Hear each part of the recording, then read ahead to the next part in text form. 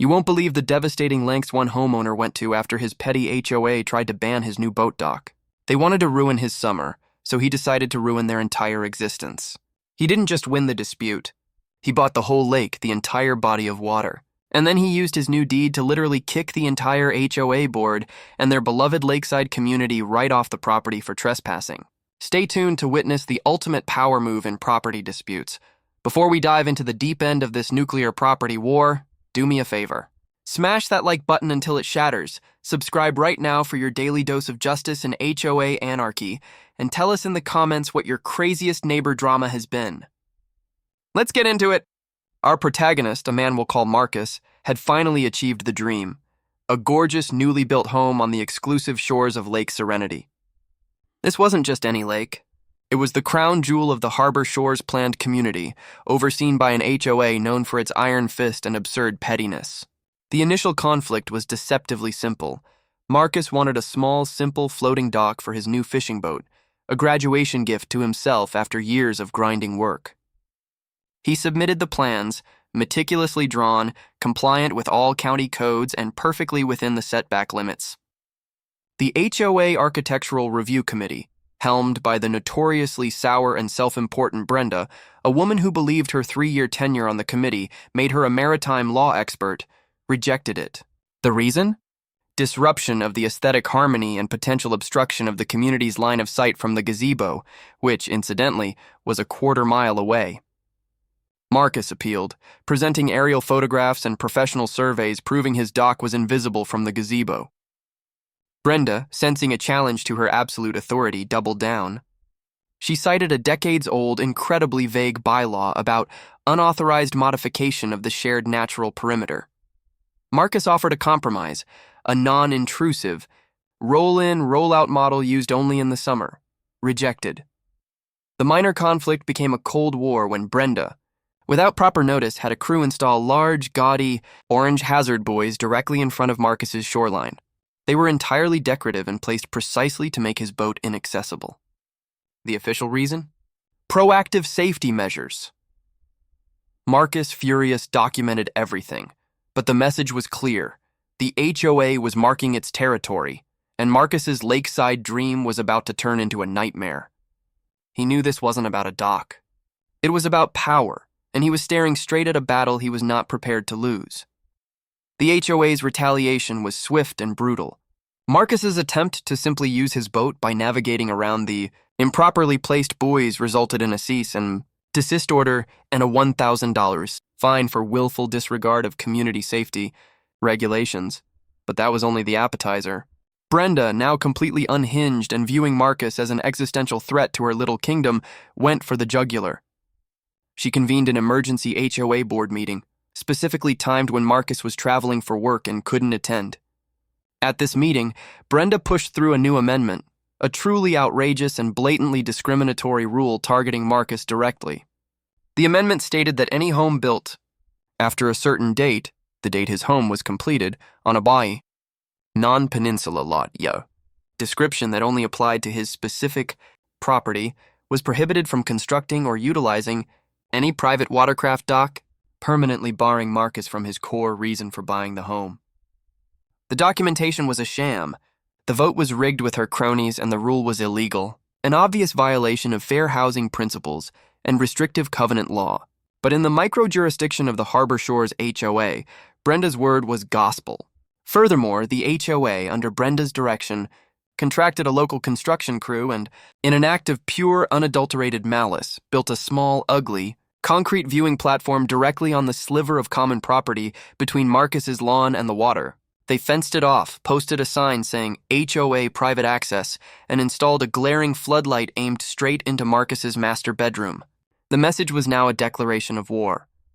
We own the water, and we will make your life a living hell.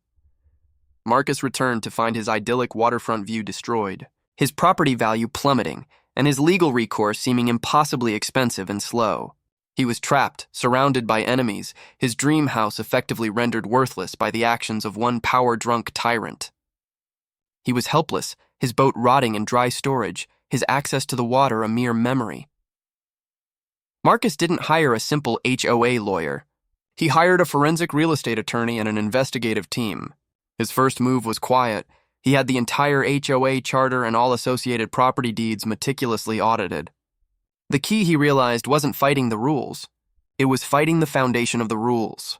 The attorney focused on the original development plat for Harbor Shores from 1985. Deep within the archaic land records, they found it, a crucial, easily overlooked detail about Lake Serenity itself. The original developer had never dedicated the bed of the lake or the adjacent 20 feet of shoreline to the HOA. The land, which included the entire water body and the immediate perimeter, had been carved out, registered as a separate corporate entity, and had been lying dormant for decades. The intent was to sell the lake separately for commercial use later, but the sale never happened, and the shell corporation, Serenity Water Holdings LLC, was still listed in public records. The attorney traced the original corporation's owner to a recently deceased elderly man with no immediate heirs, and the corporation's assets, the entire lake, were quietly heading for probate auction. This was Marcus's moment. He liquidated his entire investment portfolio, secured a massive bridge loan, and instructed his lawyer to secure the entity. A few weeks later, an anonymous holding company, secretly controlled by Marcus, successfully purchased Serenity Water Holdings LLC for a staggering but achievable sum. Marcus now legally owned the entire body of water of Lake Serenity and the 20 feet of land surrounding it. The resolution was instant and total. The moment the deed was filed, Marcus, through his lawyer, sent one short, simple letter to the HOA board. Notice of immediate trespass and intent to prosecute. The letter explained that the entire concrete viewing platform, the gaudy orange buoys, the HOA common dock, and every single structure bordering the lake placed by the HOA was illegally encroaching on private property, his private property. The clock was ticking. The fallout was instantaneous and chaotic. The HOA, led by a screeching, apoplectic Brenda, tried to sue Marcus's shell company, claiming adverse possession or an implied easement, but the property records were ironclad. Marcus's legal team shut them down cold, demanding immediate remediation. The first act of payback was the most satisfying. Marcus, as the official owner of the lake, sent an order to a private demolition crew to tear down the offending concrete viewing platform that had been built to spite him. The crew, escorted by private security, rolled in, and within hours the hated concrete eyesore was reduced to rubble and hauled away. Next, all the private docks belonging to the HOA board members, including Brenda's sprawling, two-story sun deck, received separate certified letters demanding a $50,000 non-refundable annual licensing fee to maintain a structure on the new private lake property, payable within 7 days or face immediate removal. Brenda's attempt to rally the community failed spectacularly when Marcus's lawyer leaked the internal HOA documents, proving that Brenda had pushed the illegal amendment solely to spite one neighbor.